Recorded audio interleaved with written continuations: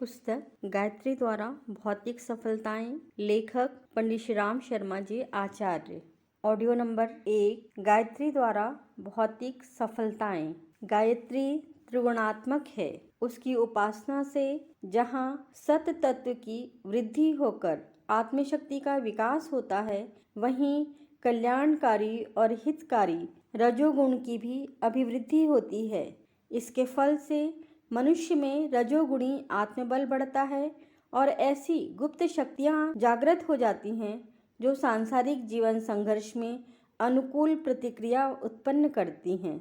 उत्साह, साहस, स्फूर्ति, निरालस्यता, आशा, दूरदर्शिता, तीव्र बुद्धि, अवसर की पहचान, वाणी में माधुर्य, व्यक्तित्व में आकर्षण, स्वभाव में मिलनसारी आदि अनेक लाभदायक विशेषताएं विकसित होने लगती हैं।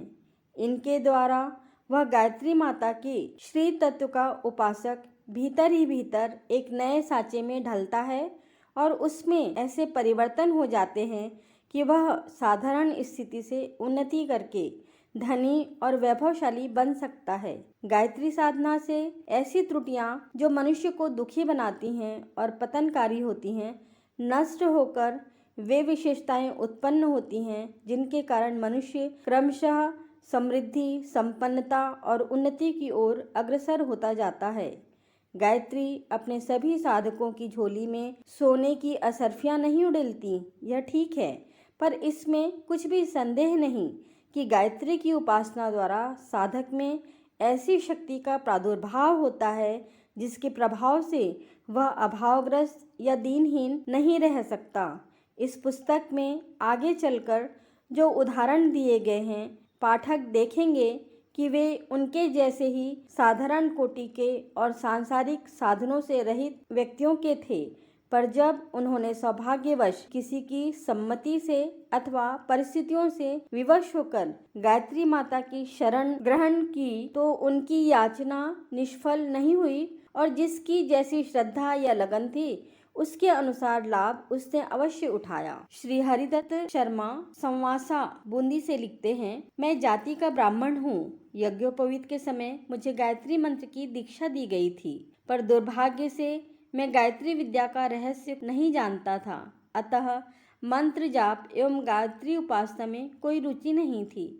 भगवान कृपा से वसंत पंचमी संवत 2011 से गायत्री तपोभूमि में विशाल गायत्री महायज्ञ प्रारंभ हुआ।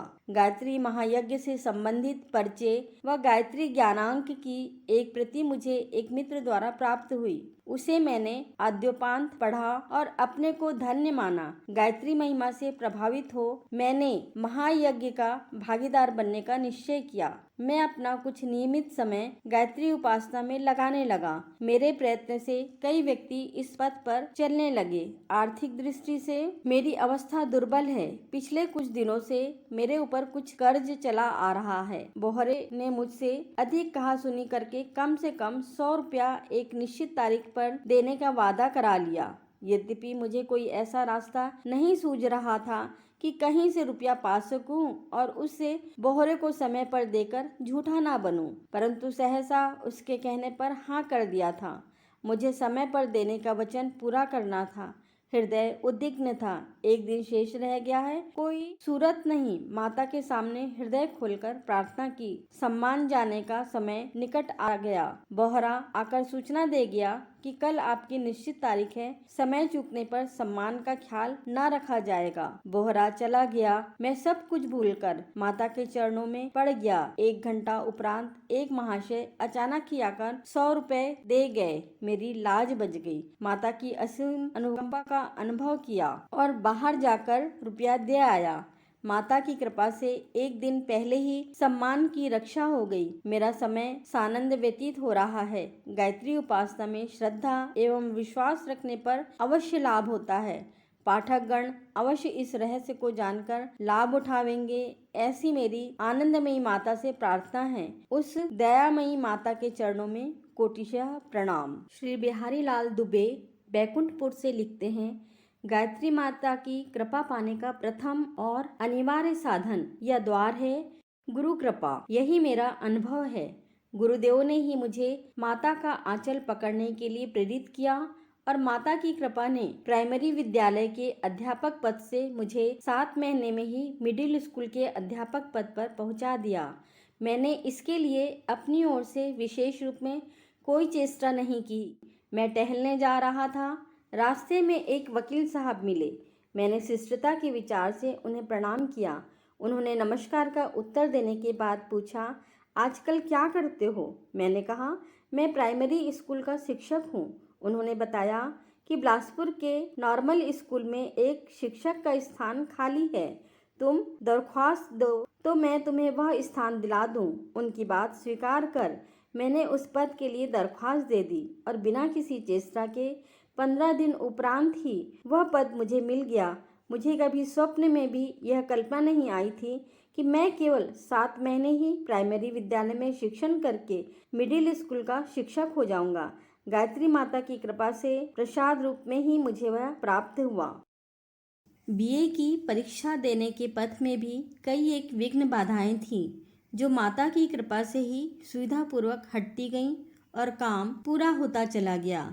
दरख्वास्त देने वालों में सबसे जूनियर मैं ही था, अतः विद्यालय के प्रधान से मुझे परीक्षा के लिए अनुमति मिलने की कोई उम्मीद नहीं थी, पर माता की कृपा से मुझ जूनियर को ही सर्वप्रथम सम्मति प्राप्त हुई।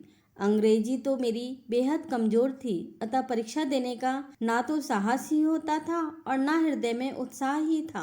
गुरुदेव का प्रोत्साहन पाकर अंतिम दिनों में थोड़े से चुने हुए प्रश्नों का उत्तर जहां तहां पढ़ गया था और आश्चर्य यही कि मैंने जो पढ़ा वही प्रश्न भी आया और मैंने उसे यथासंभव लिख भी डाला, पर इतने पर भी पास होने की मैं आशा नहीं कर पा रहा था। माता और गुरु की कृपा से मैं बीए भी पास हो गया और आज उस पद से भी उन्नति प्राप्त कर हाई स्कूल का शिक्षक बन गया हूँ। क्या माता की अहेतुकी कृपा का इससे भी अधिक कुछ उदाहरण मिल सकता है? उनकी कृपा से पत्नी भी मनोकूल मिली, पर उसे एक ऐसा रोग था जिससे वंशावरोध का भय था। इसी रोग के निवारण में हमारे एक शिक्षक बंधु को 1200 रुपये खर्च करने पड़े थे। माता की कृपा से 25 रुपये में ही वह रोग नष्ट हो गया और यथा समय संतान की भी प्राप्ति हुई। श्री महावीर प्रसाद शर्मा पिड़ावा झालावाड़ से लिखते हैं, मैं मैट्रिक में प्रथम तथा इंटर में द्वितीय श्रेणी में पास हुआ, पर गायत्री मंत्र का शुद्ध उच्चारण करने में असमर्थ रहा। विद्यालय के वातावरण में रहकर मैं नास्तिक बन रहा था।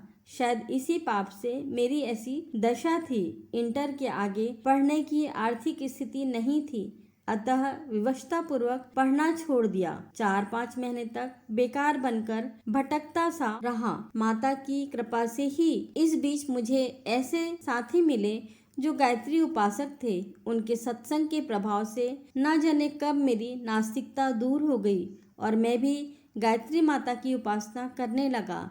झालावाड़ में अध्यापक पद के लिए इंटरव्यू हुआ, मैं भी गया। कुछ दिन के उपरांत उसका परिणाम निकला।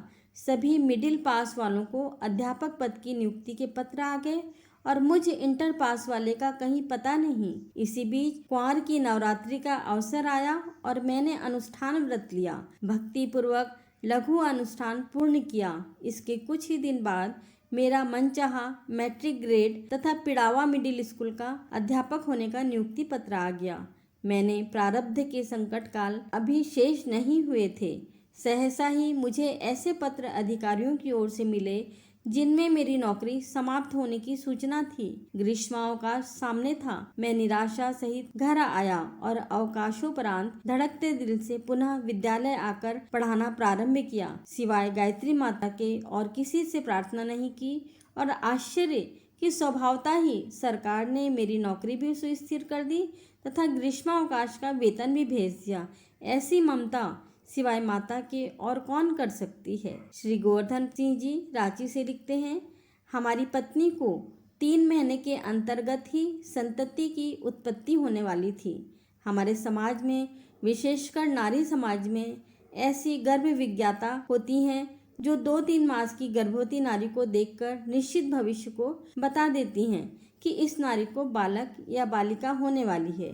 मुझे पुत्र प्राप्ति की बड़ी अभिलाषा थी, किंतु भाग्य चक्र ने पुत्री को ही गर्भाशय में रख छोड़ा था। यह जानकर मुझे उत्साह नहीं था। यद्यपि मैं गायत्री उपासक था, पर घर के कार्य संबंधी उलझनों के कारण थोड़ा सा जप करना भी मुश्किल जान पड़ता। खूंटी में सामूहिक यज्ञ की आयोजना हुई थी। उसमें सबों की प्रार्थना से श्री कृष्ण जन्मभूमि मथुरा से आचार्य श्री राम शर्मा भी पधारे थे। मेरे घर के निकट होने के कारण मैं उसमें भाग ले रहा था। यज्ञ के उपरांत मैंने अपनी लालसा उनके सामने प्रकट की। उन्होंने कहा, तुम्हें लड़की तो अवश्य ही होने वाली है, पर यदि तुम 1.25 लाख गायत्री महामंत्र का जप अनुष्ठान करो तो तुम्हें पुत्र की प्राप्ति हो जाएगी, क्योंकि कभी कभी गायत्री माता असंभव को भी संभव बना सकती हैं। मैंने कहा, अब तो 3 महीने ही शेष रह गए, भला अब यह कैसे बदल सकता है। उत्तर मिला, माता को कार्य करने के लिए पर्याप्त समय है। मैं चुपचाप आदेशानुसार साधना में लग गया। आश्चर्य यह कि प्रथम जो थोड़ा सा जप करने में मेरा मन उबा और थका सा जाता था, वह इस बार इतने अधिक जप करने पर भी थकित नहीं हुआ। हमारे यहाँ की अनुभवी नारियों ने एक स्वर में कह दिया, इसे तो लड़की ही होने वाली है। हम भी देखना चाहती हैं कि कैसे गायत्री माता इसे लड़का बना देती है। तारीख 7 जुलाई 1955 को 2 बजे रात में सबों को आश्चर्य में डालते हुए गायत्री माता की कृपा से गुरुदेव की भविष्य नवनिर्माण की वाणी से सुंदर पुत्र प्राप्त हुआ। प्रातः ही उसे देखने की अभिलाषा वालों की भीड़ लग गई। मुझे तो पूर्ण विश्वास हो गया है कि गायत्री माता अपने उपासकों के लिए सब कुछ करने को तैयार रहती हैं। श्री योगेश नंदन सहाय पटना से लिखते हैं, गायत्री माता की कृपा उपासकों को कब किस रूप में प्राप्त होती है, यह पहले कदापि पता नहीं लगता। मेरे मित्र अशोक कुमार ने मेरे कथन पर ही गायत्री उपासना प्रारंभ की थी। महायज्ञ का संरक्षण जब स्वीकार किया था, उस समय वे पटना के BN ट्रेनिंग स्कूल में पढ़ते थे। उसी में रंजना देवी भी पढ़ रही थीं। वह सुंदरी और सुसंस्कृता थी। दोनों में प्रेम का बीज अंकुरित हुआ और परस्पर विवाह करने का निश्चय किया। पर अशोक कुमार के पिता बिना तिलक दहेज लिए शादी करना पसंद नहीं करते थे। रंजना की पारिवारिक स्थिति साधारण थी। यहाँ से रुपया और संपत्ति मिलने की संभावना नहीं देख उन्होंने एक धनी परिवार की लड़की से अशोक कुमार के विवाह की बातें तय कर ली और लड़के को धमकाया कि यदि तुम मेरी बात नहीं मानोगे तो पढ़ने का खर्च तो बंद कर ही दूंगा, साथ ही हमारी संपत्ति से भी तुम हाथ धो बैठोगे। चिंता ने अशोक कुमार को बिछौने पर सुला दिया। ऐसे संकट पर माता की पुकार करना स्वाभाविक होता है। माता ने पुकार सुन ली। अशोक कुमार का हृदय उत्साह से भर उठा। उसने उद्घोषित किया, मैं सब कुछ खोकर भी रंजना से विवाह करूंगा। रंजना के माता पिता तो चाहते ही थे। छात्र बाराती बने और आनंद उल्लास के बीच रंजना अशोक कुमार की जीवन धारा मिलकर एक सरिता की भांति उल्लासिता सी चल पड़ी। सास ससुर ने अपना अनिश्चित पतोहू का मुख देखा और उनका आवेश, उनकी कठोरता पिघलकर वात्सल्य की निर्झरणी बन गई। कौशल्या माता के समान सास ने पतोहू को आंचल के नीचे ढांप लिया और आंखों में प्यार छलछलाने लगा। वे लिखते हैं कि प्रारंभ में गायत्री उपासना करने में मेरा मन जरा भी नहीं लगता था, पर गुरुदेव के आदेशानुसार करते ही रहने से आज ऐसा हो गया कि यदि मुझे केवल वही काम रहे तो मैं करता ही रहूं, कभी ना थकूं। पता नहीं इसमें किधर से अद्भुत रस उत्पन्न होता है। गायत्री उपासना के पहले पढ़ने में मेरा मन भार सा बोध करता था, पर अब उसमें भी रुचि बढ़ गई है और कुछ भौतिक एवं आध्यात्मिक लाभ जो मुझे हुए उनका मैं उल्लेख करना नहीं चाहता। उपाध्याय नाथूलाल बापूलाल औदिच्य सागवाड़ा से लिखते हैं, माता की अशेष करुणा से मैं 15 वर्ष की उम्र से ही 3 माला प्रतिदिन गायत्री महामंत्र का जप करने लगा था। कुछ दिनों के उपरांत मैं अखंड ज्योति का ग्राहक बना और गायत्री महाविज्ञान तीनों भाग पढ़कर अपना आध्यात्मिक गुरु भी एक प्रगट गुप्त महापुरुष को चुन लिया। जप की संख्या बढ़ाकर 1000 कर दी। माता की अपार दया से मैं जहाँ भी जिस काम से जाता हूँ वह किसी भांति पूरा हो ही जाता है।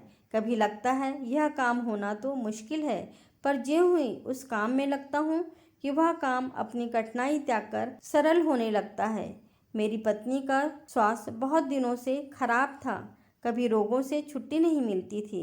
एक न एक रोग सदा उसे घेरे ही रहते। सारी चिकित्साएं उसके रोग को दूर करने में असफल सिद्ध हुई। आध्यात्मिक गुरु वरण करने के बाद उपासना करते हुए उसके सारे रोग क्रमशः कैसे दूर हो गए यह पता भी नहीं चला। मेरा अपना मकान नहीं था। माता की कृपा से एक व्यक्ति ने अपना 2000 रुपए का मकान मुझे 500 रुपए में ही दे दिया। उस समय मेरे पास एक भी रुपया नहीं था। एक व्यक्ति ने मांगते ही कर्ज दे दिया और मैंने मकान खरीद लिया। कुछ दिनों में वे कर्ज के रुपए भी चुक गए। हम लोग अपने परिवार में 4 व्यक्ति हैं, पत्नी, एक पुत्र, एक पुत्री और स्वयं मैं। हमारी जीविका का कोई ठोस आधार नहीं है, फिर भी हम सभी सदा सुखपूर्वक पूरा भोजन पाते रहते हैं। हमारे जीवन की इन सुखद स्थितियों का एकमात्र कारण माता का ही वात्सल्य है, क्योंकि हम अपने जीवन में केवल अपने पुरुषार्थ से चलने वालों को, अनेकों को भूखों मरते, विभिन्न दुख और अभाव भोगते हुए प्रतिदिन देखते ही रहते हैं। श्री जगदेव प्रसाद तिवारी पूरब टोला से लिखते हैं, रोगों को भोगते भोगते मैं जीवन से निराश हो चुका था। सारे इलाज व्यर्थ हो गए। मैं दिन गिना करता था कि कब इस संसार से कुछ करूंगा। न जाने कैसे मैं माता की शरण में आ पड़ा। ज्यों-ज्यों जप करता था, त्यों-त्यों बिना औषधि के ही शरीर में सुधार होने लगा। मुझ में जीने की आशा पुनः झलक उठी। उपासना में उत्साह और रुचि बढ़ गई। मन भी लगने लगा। आश्चर्य, ये वर्षों के रोग जो दवाइयों से जरा भी टस से मस नहीं हो रहे थे, दिवसों में उठ गए। आज मेरे मन मंदिर में मातृ कृपा के अनेकों रत्न सुरक्षित भरे पड़े हैं। हमें उसे निकालने की इच्छा नहीं हो रही है, फिर भी जनहित के लिए 1-2 घटनाएं लिख देना चाहता हूँ। माता का आंचल पकड़ने के बाद मैं अपने जीवन की प्रत्येक दिशा में उन्नति और वृद्धि ही होते पा रहा हूँ। एक बार मेरी इच्छा एक दुकान खोलने की हुई। मेरे पास बक्से में गिने गिनाए थोड़े ही रुपये थे। उससे दुकान का कार्यारंभ नहीं हो सकता था। सवेरे जब बक्सा खोला तो आश्चर्य, इतने अधिक रुपये किसने हमारे ताला लगे बक्से में डाल दिए। आप सोच सकते हैं कि माता की कृपा का यह स्थूल प्रत्यक्ष कर कोई उपासक कितना उल्लास और उत्साह से भर उठेगा। रुपये इतने मिल गए जिससे दुकान आसानी से चल गई और अपना निर्वाह क्रम सुविधापूर्वक चलने लगा। भगवान करे सभी उपासना करके माता की महती कृपा के भागीदार बन सकें। श्री लक्ष्मी नारायण साईवाल इंदौर से लिखते हैं, जुलाई सन 1953 तक मैंने कभी भी गायत्री माता की उपासना नहीं की। मुझे श्री सुरेंद्रनाथ तिवारी सदैव ही माता की उपासना करने हेतु बारंबार कहा करते थे, परंतु उस समय मैं उनकी इन पूजा पाठ की बातों पर विशेष ध्यान नहीं देता था। अंततः जब मैं चारों ओर से घोर विपत्तियों में फंस गया, उस समय मुझे माता की उपासना का ध्यान आया कि कम से कम नियमित रूप से एक माला व गायत्री चालीसा का पाठ करते ही रहना चाहिए। अतः सितंबर 1953 से आजीवन उपासना करने का दृढ़ संकल्प ले लिया। लगभग 12 साल से मेरे कुटुंब में कलह हो रहा था। दोनों ओर से इतना मनमुटाव हो गया था कि एक दूसरे की ओर देखना भी अच्छा नहीं समझते थे। एक कट्टर द्वेष भावना हम दोनों पक्ष में हो गई थी कि एक दूसरे को जान से मार डालने तक का इरादा हो गया था।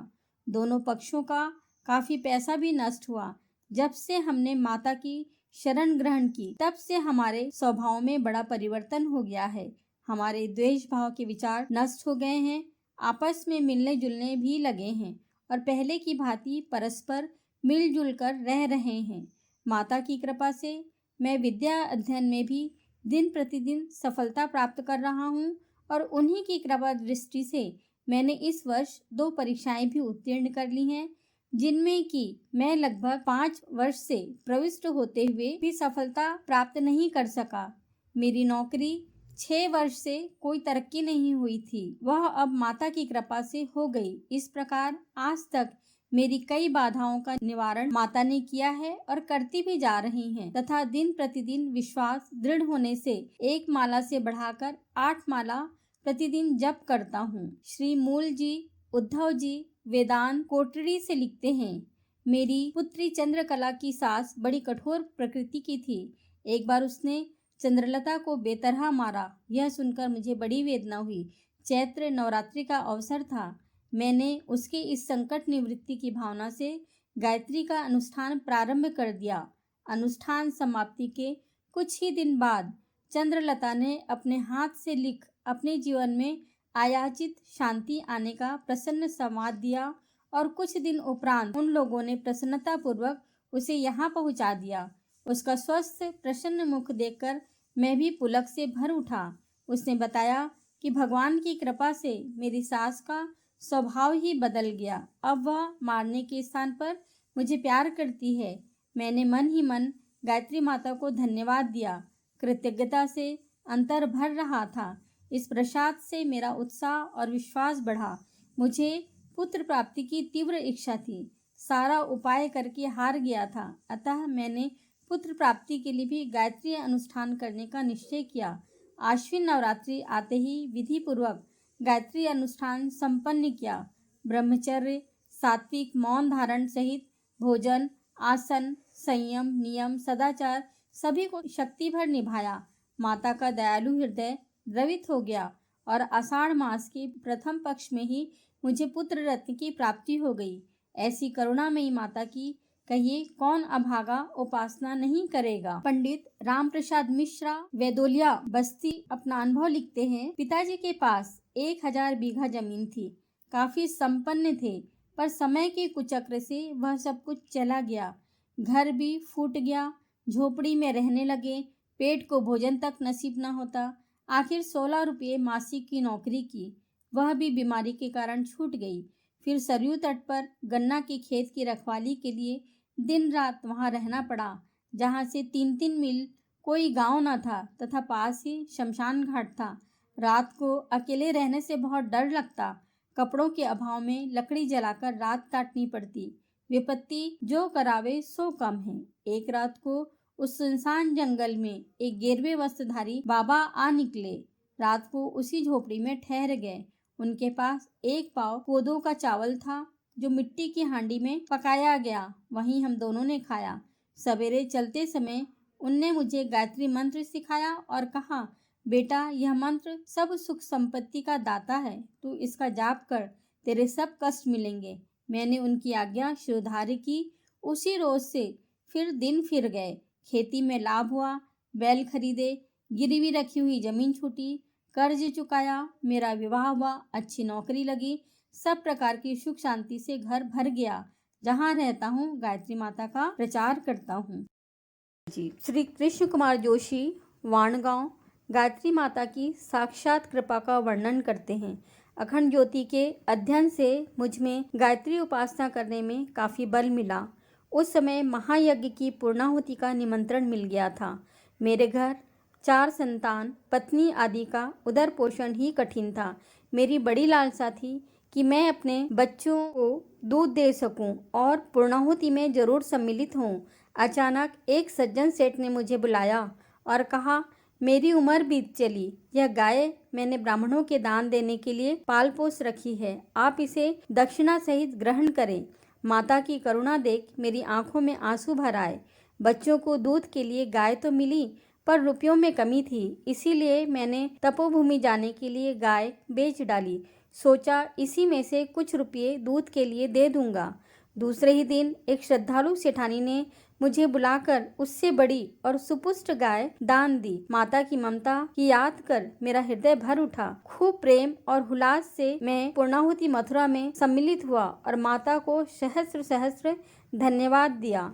श्री लक्ष्मी नारायण शर्मा श्रोत्री बोहत कोटा से लिखते हैं, मैं 3 वर्ष से अत्यंत दुखी था। चिंता एवं महान आपत्ति से ग्रस्त था। हमारे यहाँ भिक्षावृत्ति के अतिरिक्त अन्य जीविका उपार्जन का माध्यम नहीं है। यहाँ के ब्राह्मण भिक्षावृत्ति से ही जीवन निर्वाह करते हैं। मुझे यह वृत्ति अशोभनीय मालूम पड़ी, अतः शिक्षा विभाग की ओर अग्रसर हुआ। मैंने कई जगह आवेदन पत्र भेजे, पर कहीं से संतोषजनक उत्तर नहीं मिला। राजकीय नौकरी के लिए 25 वर्ष अंतिम आयु है, जबकि मेरी अवस्था 24 वर्ष 8 माह हो चुकी थी। घर के सब लोग नाराज रहते। कोई कोई लोग तो अपमानजनक शब्द कहकर धिक्कार देते थे। इस बीच 2-3 बार आत्महत्या तक करने का विचार मन में आया, पर माता की कृपा से धैर्य धारण करके डटा रहा और आपत्ति सहन करता रहा। पूज्य आचार्य जी के आदेशानुसार मैं श्रद्धापूर्वक माता की उपासना में लगा रहा। आचार्य जी ने गायत्री उपासना चालू रखने व दूसरों को भी इस ओर अग्रसर करने को कहा था, क्योंकि ब्राह्मण जीवन का यही सर्वश्रेष्ठ उपयोग है। मैं विशद गायत्री महायज्ञ का भी भागीदार बना। गायत्री माता की दया से मुझे नौकरी प्राप्त हुई। माता की कृपा से मैं घोर अंधकार में से निकलकर प्रकाश में आ सका हूँ।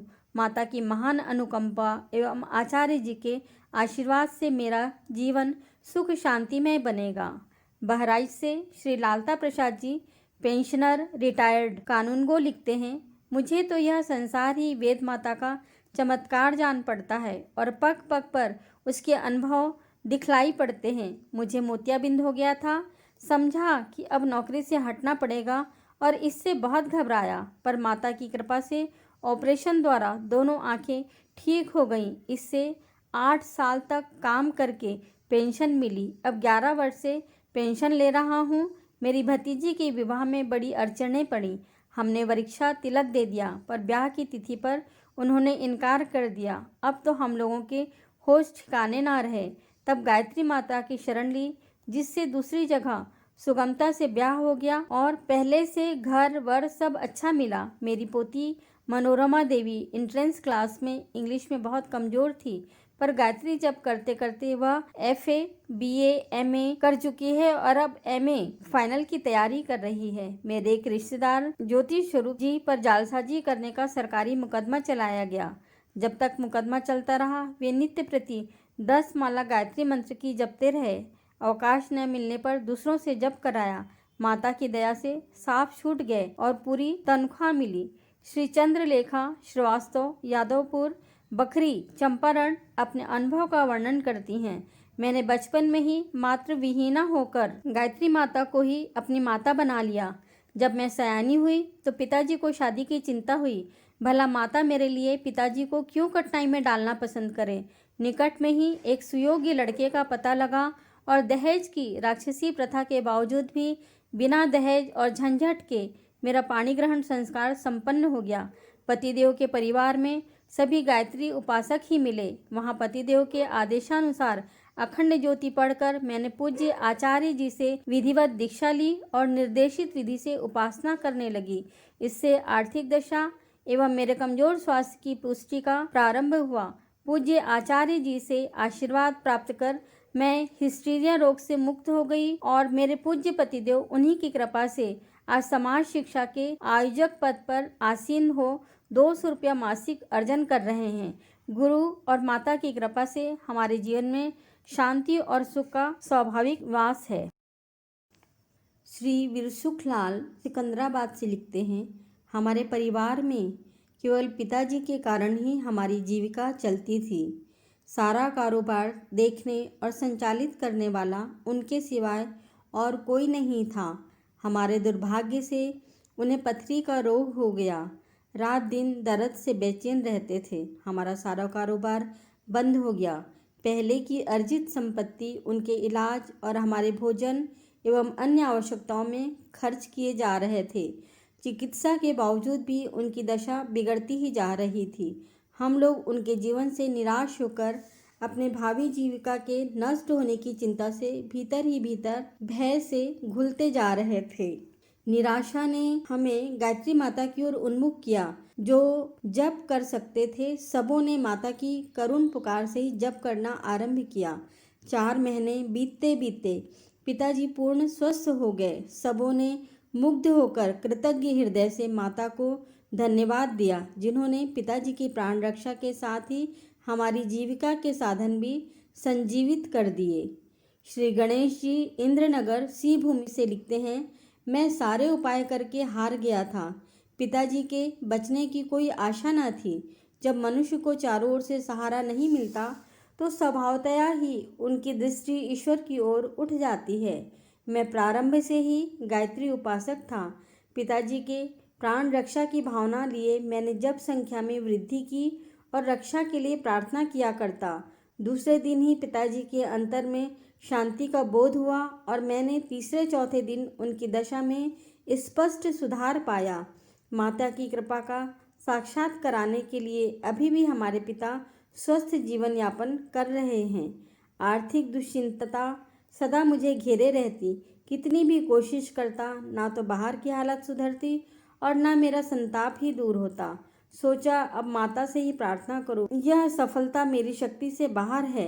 उस दिन जप कर रहा था, सहसा ही अंतर में मुझे स्पष्ट सुनाई पड़ा, अधीर मत हो, बाहर कोई तुम्हारी सहायता नहीं करेगा, मैं ही तुम्हें निभाए ले चलूंगी। यह सुनते ही मुझ में आत्मशक्ति और धैर्य का संचार हुआ। आज भी मेरी बाहरी जीविका का साधन पूर्ववत है, पर उस दिन के उपरांत कोई ऐसा अभाव रहा ही नहीं जिसकी पूर्ति नहीं हुई। कल्याणमयी माता की जय हो। श्री सीताराम काशीनाथ राठी, बोरीवली, मुंबई से लिखते हैं, सन 1954 दिसंबर में मुझे लकवा मार गया। इलाज की हद कर दी गई, पर लाभ कुछ न हुआ। एक मित्र के परामर्श से मैंने मानसिक गायत्री उपासना आरंभ की। प्राकृतिक चिकित्सा का सहारा लिया। धीरे धीरे स्वास्थ्य सुधरने लगा। मुंबई प्लास्टिक लिमिटेड में नौकरी करता था, वह भी अस्वस्थता के कारण छूट चुकी थी। स्वास्थ्य सुधरा तो पैसे की तंगी की विपत्ति सामने आई। छूटी नौकरी को पुनः प्राप्त करने की कोशिश की तो दो टूक जवाब मिल गया। सब ओर से निराश होकर 1.25 लक्ष गायत्री अनुष्ठान पर बैठा। अनुष्ठान पूरा होने में 2 दिन की देर थी कि कंपनी का घर बैठे बुलावा आया और फिर काम पर लग गया। गुजर होने लगी। पहले मेरी स्त्री और बालक बार बार बीमार पड़ते थे, सो भी अब नहीं पड़ते। माता की दया से सब आनंद ही आनंद है। श्री शिवशंकर मिश्र कामठी माता की छिपी सी कृपा का वर्णन करते हैं। मेरी लड़की की सगाई स्थिर हो गई थी, पर उसके खर्च का उपाय नहीं हो रहा था। कर्ज मांगने पर भी कर्ज भी नहीं मिल सका। मैं व्याकुल भाव से माता की प्रार्थना करता रहा। अब 8 ही दिन विवाह के शेष थे। मेरी व्याकुल प्रार्थना भी बढ़ रही थी। अंतः प्रेरणा से पुनः महाजन से कर्ज मांगने गया। इस बार उसने बिना हिचक के 700 रुपये का सामान तथा 300 रुपये नकद दे दिए। फिर भी कमी रही। माता से प्रार्थना चलती रही। जब 2 दिन शेष रहे तो अनायास ही 1800 रुपयों का प्रबंध भी हो गया। मैंने माता को धन्यवाद देते हुए विवाह संपन्न किया।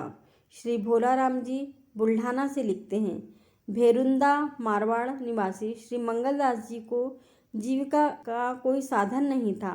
आतुर व्यथा से वे 10-15 रुपये में भी नौकरी करने को उतावले थे, पर अनेक प्रयत्नों के बाद भी उन्हें कोई काम नहीं मिल सका। जीविका की तलाश में भटकते हुए एक बार वे बुल्ढाना आए।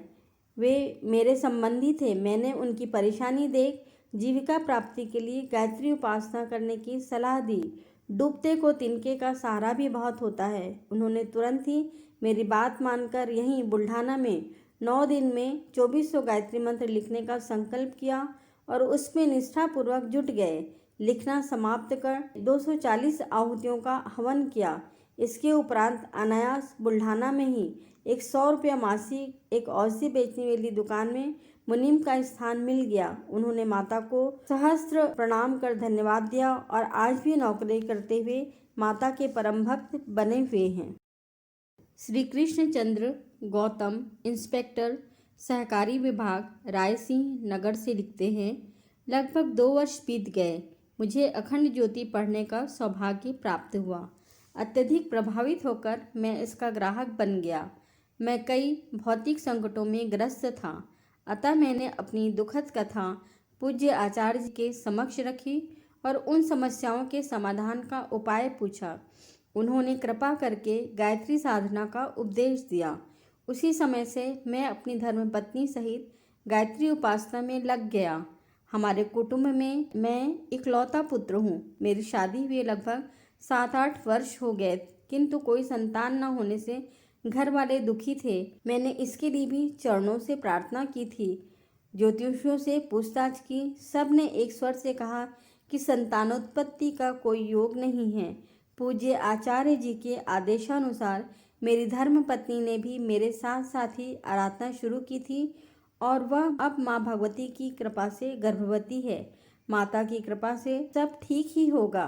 साथ ही साथ मुझे अच्छी नौकरी मिल जाने से आर्थिक समस्या भी सुलझ गई है। हमारे परिवार के सभी व्यक्ति सुख शांति का जीवन व्यतीत कर रहे हैं। श्री महावीर प्रसाद मास्टर बेगमपुर अपने सुखी होने का कारण बतलाते हैं। वैश्य का भी गायत्री जपने का अधिकार है। यह जानने के बाद मैं पुरोहित और ब्राह्मणों के लाख मना करने पर भी गायत्री उपासना करता ही रहा। कुछ ही दिनों में मेरी गिरी माली हालत सुधर गई। मेरा यश भी क्रमशः फैलता गया। भीतर में ओम ध्वनि सुनाई पड़ती है।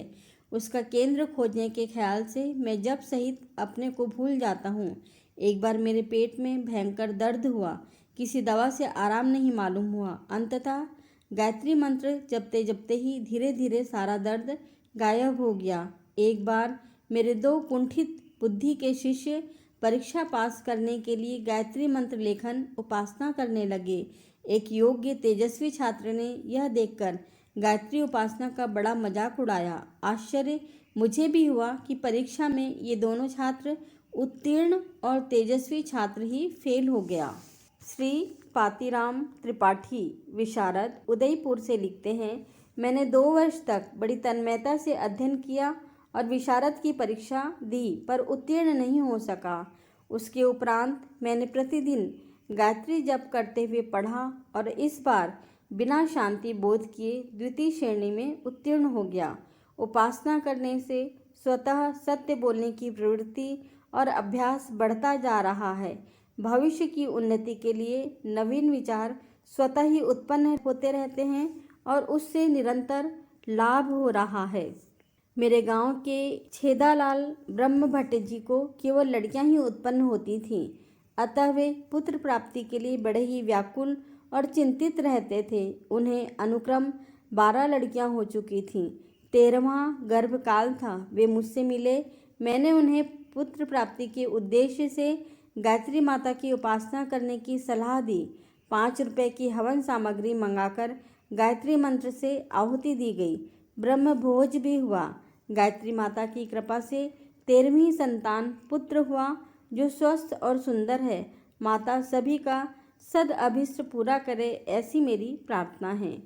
श्रीमती राजरानी मंडाहार दिल्ली से लिखती हैं, मेरी गायत्री उपासना पतिदेव की गायत्री उपासना के आश्रित या अभिन्न है, ऐसी मेरी श्रद्धा है।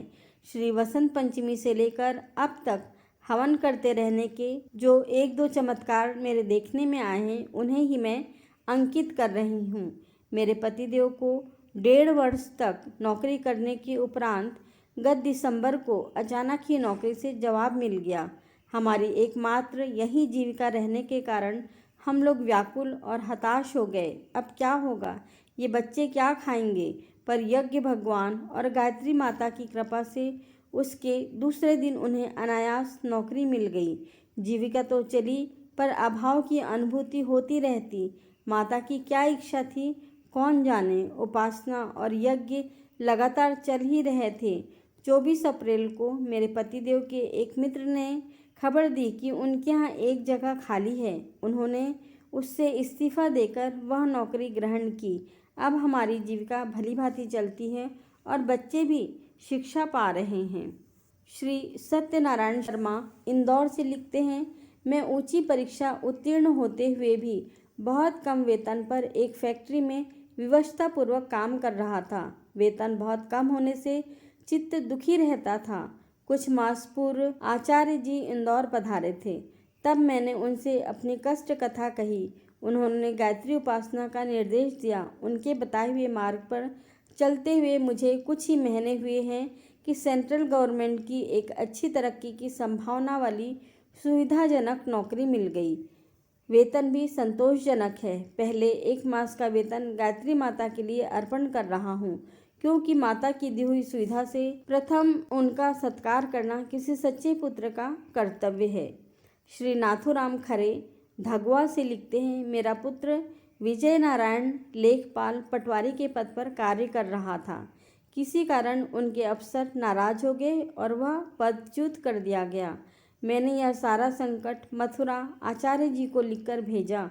उन्होंने विशेष रूप से गायत्री उपासना करने को कहा। मैं तथा विजय दोनों ही माता की श्रद्धापूर्वक उपासना में लग गए। नौकरी की बहाली के लिए अपील कर दी गई। माता की ऐसी कृपा हुई कि विजयपाल बिना किसी चार्ज के अपने पद पर बहाल कर दिया गया। हमारा समस्त परिवार माता की शरण में रहते हुए आनंदमय जीवन व्यतीत कर रहा है। हम सब के स्वभाव एवं व्यवहार में भी सात्विकता बढ़ रही है। बुरे विचारों से घृणा होने लगी है। माता की उपासना का ऐसा ही फल है। कविराज पंडित कन्हैयालाल जी वैद्य इंदौर से लिखते हैं, मेरी लड़की कृष्ण कुमारी को गायत्री उपासना में बड़ी श्रद्धा है। उसने करीब 27,000 मंत्र लिखकर तपोभूमि में भेजे हैं। गत वर्ष पूर्णाहुति में भी हमारा परिवार तपोभूमि में गया था। बेटी कृष्णा को अच्छे घर वर की प्राप्ति के लिए हमें बड़ी चिंता रहती थी। सो नाम मात्र के दहेज से ही सब कुछ प्राप्त हो गया। लड़की बहुत ही आनंद के घर में गई है और लड़का सब प्रकार सुयोग्य मिला है। ऐसा सुयोग्य घर वर भारी दहेज देने पर भी मिलना कठिन था, पर यह सब माता की कृपा से अनायास ही प्राप्त हो गया। श्री आत्माराम साखरे जासलपुर से लिखते हैं, पुत्री के लिए वर ढूंढते ढूंढते कई वर्ष हो गए थे। लड़की के अधिक बड़ी हो जाने से घर के सब लोग चिंतित रहते थे। रोज शादी जल्दी करने का प्रश्न ही घर में चर्चा का विषय रहता, पर उपयुक्त लड़का मिलता ना था। जहाँ मिलते वहाँ बड़े दहेज की मांग होती। अधिक चिंता में हम लोगों ने चिंताहरणी गायत्री माता की शरण ली। पुत्री वसुंधरा ने भी अनुष्ठान किए, हम लोगों ने भी किए। परिणाम बहुत ही मधुर निकला। एक बहुत ही सुसंस्कृत वर प्राप्त हुआ। लड़का भाले गांव में खद्दर भंडार का मैनेजर है। बिना आर्थिक परेशानी के बहुत ही सीधे साधे ढंग से शादी हो गई। लड़की को अब और भी अधिक पढ़ने तथा राष्ट्र की रचनात्मक सेवा करने का अवसर मिलेगा। श्री जाधव राम जी बैतूल से लिखते हैं, मैं AEN ऑफिस में टेम्परेरी काम करता था। स्थायी जगह प्राप्त करने के लिए बहुत दिनों से प्रयत्नशील था। अनेकों प्रयत्न कर चुका था, पर कोई सफलता नहीं मिलती थी। भविष्य अंधकार में दिखता था। अपनी कोई ऊंची सिफारिश भी ना थी। इससे मन सदा उदास रहता था और वर्तमान टेम्परेरी नौकरी भी छिन जाने की आशंका बनी रहती थी। डूबने को तिनके का सहारा गायत्री मंत्र हाथ लगा। छोटे साहब के कहने से मैं खूब मन लगाकर गायत्री उपासना करने लगा। आश्चर्य तो देखिए कि मैं जिन जगहों के लिए कोशिश कर रहा था उससे कहीं बड़ी और लगभग दूनी तनख्वाह की जगह के लिए ऑर्डर आ गया। अब मैं स्थायी और संतोषजनक तनख्वाह की जगह पाकर संतुष्ट हूँ। श्री मोहनलाल पांडे खैराबाद से लिखते हैं, जब से माता का आंचल पकड़ा है उन्नति की ओर बढ़ रहा हूँ। डाकखाने में चपरासी की पोस्ट पर काम करते हुए पोस्ट ऑफिस की क्लर्कशिप के लिए परीक्षा दी। अच्छी सफलता प्राप्त हुई। 12 के लिए क्लर्क पद पर नियुक्ति पत्र भी आ गया। घर में सुख शांति बढ़ी। इस वर्ष पुत्र भी हुआ। श्री भैयालाल रघुवंशी अध्यापक BT कॉलेज भोपाल से लिखते हैं, मैं गायत्री उपासना करते हुए अवश्य ही धीरे धीरे अनेक दुर्गुणों एवं दुर्व्यसनों से मुक्त हो गया, पर 20 वर्ष से बीड़ी तंबाकू पीने की बुरी लत को नहीं छोड़ सका। हार मानकर मैंने अपने गुरुदेव से इसके लिए प्रार्थना की। उनका उत्तर आते ही अंदर से पवित्र शक्ति उमड़ उमड़ कर मेरे इस बुरी लत के उठे हुए वेग को रोक देती है। मुझे आश्चर्य होता है कि पत्र में क्या जादू था जो आज माता ने मेरे अंदर रोक सकने की शक्ति उड़ेल दी है। मुझे लगता है कि माता का प्रत्यक्ष स्वरूप ही गुरुदेव है। यही हमारी श्रद्धा है। श्री गणपत गंगाराम चिचड़ा से लिखते हैं, लंबी अवधि बीत गई, जवानी ढल गई थी। पहले तो बहुत दिन तक संतान ही नहीं हुई। जब हुई तो केवल लड़कियां। हमारे घर में निराशा का साम्राज्य रहता। सोचते कोई लड़का ना हुआ तो वंश ही डूब जाएगा।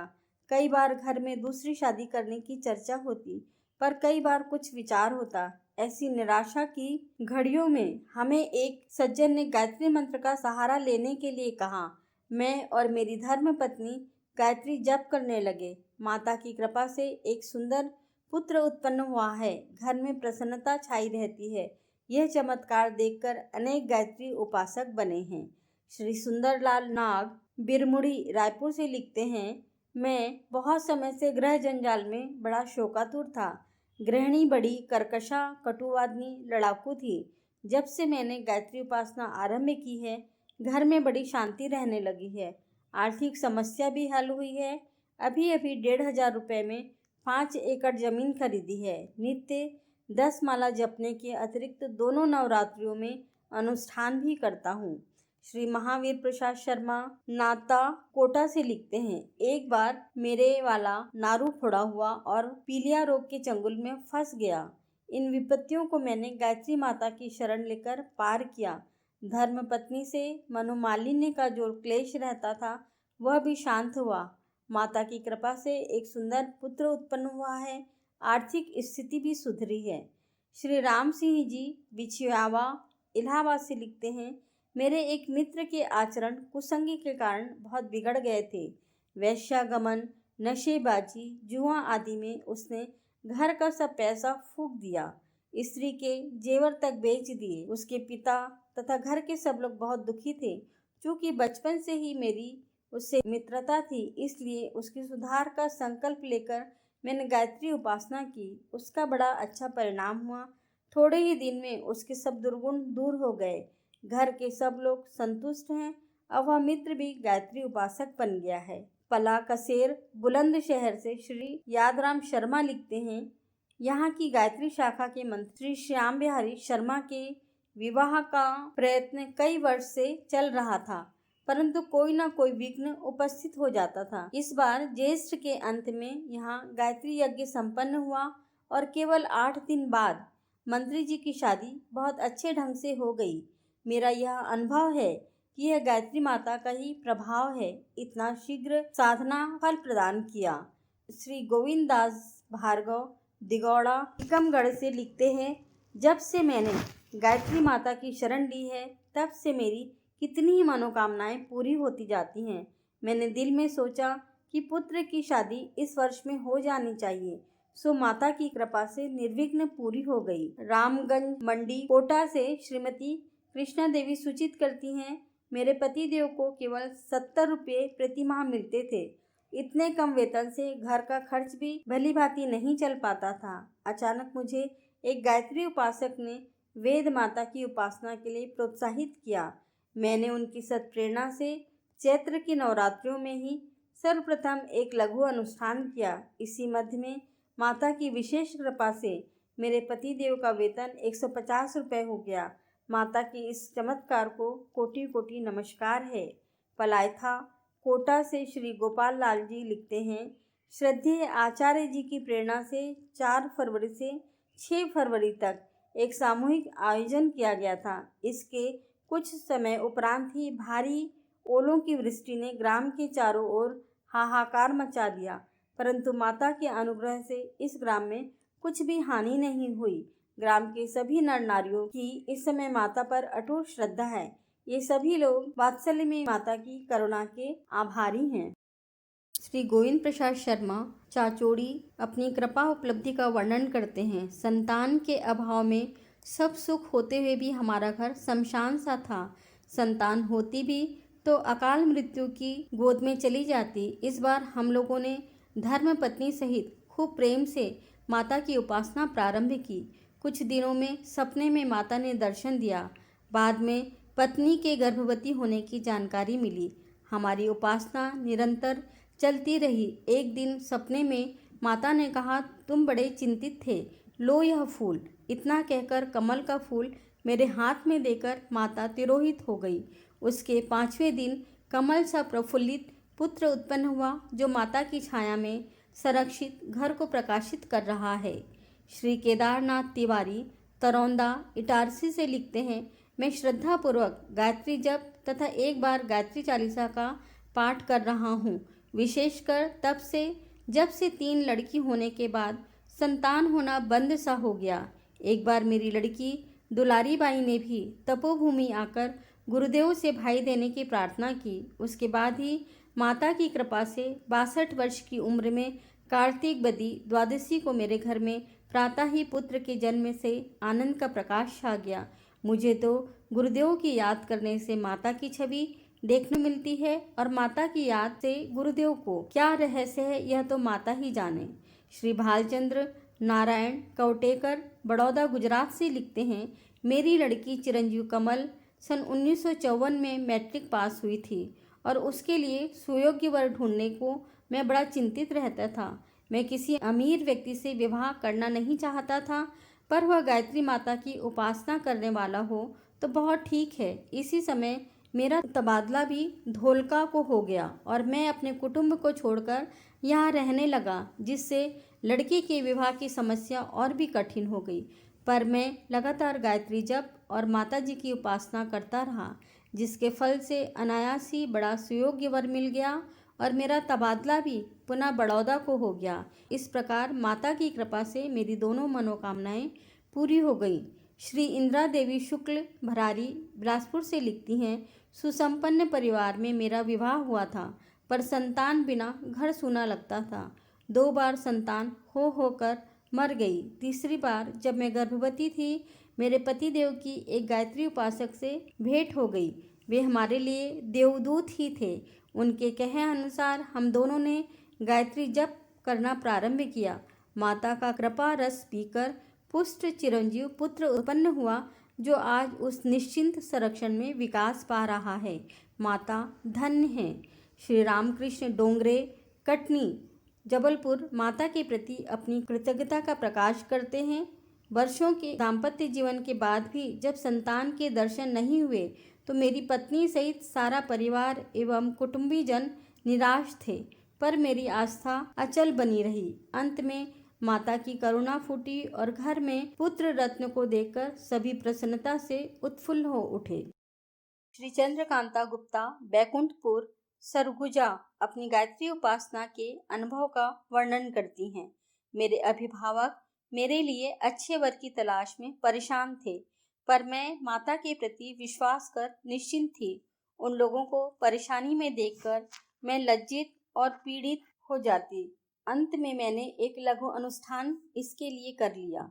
फिर अनायास जैसे एक सुशिक्षित एवं संपन्न वर मिल गया। मेरे गांव में लड़कियों को मिडिल से आगे पढ़ाने की कोई प्रवृत्ति नहीं दिखती। मैं मिडिल पास कर माता से प्रार्थना करती रही।